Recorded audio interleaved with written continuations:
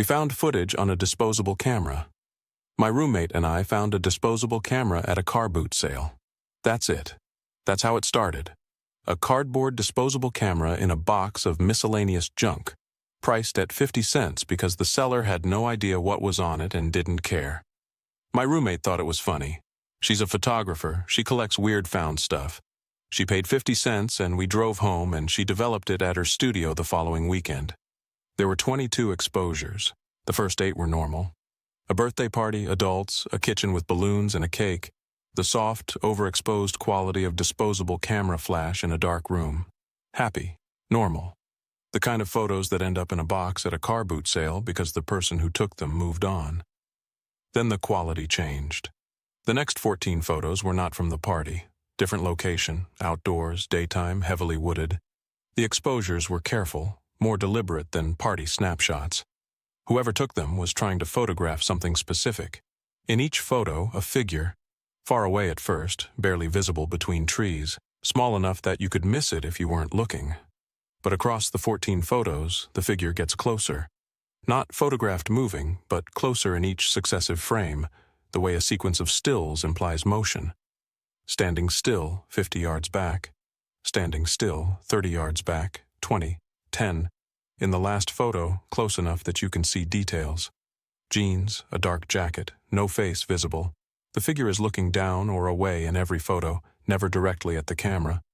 And in the last photo, the figure is close enough that you can see what's in its hand. Another disposable camera, pointed back. My roommate and I sat with those photos on the light table for a long time. She's a practical person. She said, "Okay, someone was photographing someone who was also photographing them. Nature walk, maybe. Art project. 2 people shooting each other in the woods." She paused. "Weird, but explainable." I said, "The first 8 photos are a birthday party. Different place, different time. Why is this roll of film in that camera?" She thought about it. Someone reloaded the camera, reused a partly used roll. I said, "Can you do that with a disposable?" She said, "If you know what you're doing." We sat with that. Here's what I've thought about since. Disposable cameras are designed so that once you've used them, you take them to be developed and you get prints. The camera goes away. You keep the photos.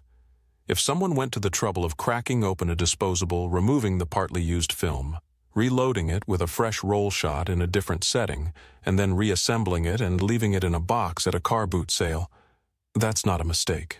That's a decision. We tried to trace the camera. No identifying information on the outside. The birthday party photos had a house in the background we couldn't place. My roommate posted them to a lost and found type group asking if anyone recognized the party. Nobody did. We have the developed photos. I've looked at the sequence in the woods many times, that slow approach across 14 frames. The figure never looks at the camera. In every photo, it's looking somewhere else.